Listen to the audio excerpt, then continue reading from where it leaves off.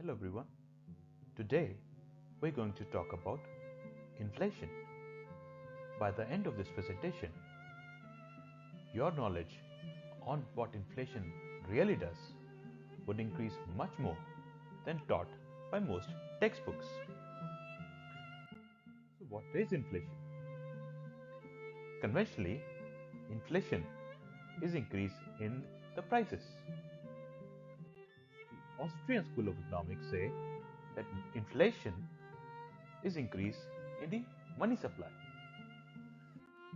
Let's combine all these thoughts and say that when the increase in money supply is much more than the increase in goods, services, and financial assets in the economy, it leads to inflation. Questions. How does inflation really work? And how does inflation affect the economy? And more importantly, you and me. So inflation leads to higher prices. But higher prices is just a symptom. Just like fever is a symptom of something going on inside your body. Primarily, inflation is a signaling mechanism. What does that mean? So let's say wages in sector A are higher. This sends a signal to workers in all other sectors of the potential rewards waiting for them in sector A. So workers start to train to work in sector A. This increases the supply finally of workers to sector A, thus bringing supply and demand in line and the wages come back to normal. Also, primarily, if there is an inflation, overall inflation in the economy, it means one and only one thing, that inflation is a medium to transfer wealth mainly from poor and middle class to rich. Because as price increases, industries make more profits. The higher profitability means the equity prices of the industries go higher.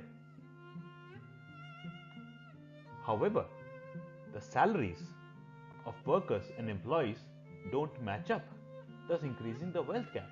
Why? Because assets are just one part of the goods, services side of the economy, while money is the other part. So assets generally will, or rather money generally, will always outstrip the assets. Thus overall, the asset owners gain, while the owner of their own labor, that is the middle and poor, will lose. So inflation, if general and prolonged in the economy, is primarily a tool to wealth transfer from poor and middle class to the rich. It is also a signal for resource misallocation.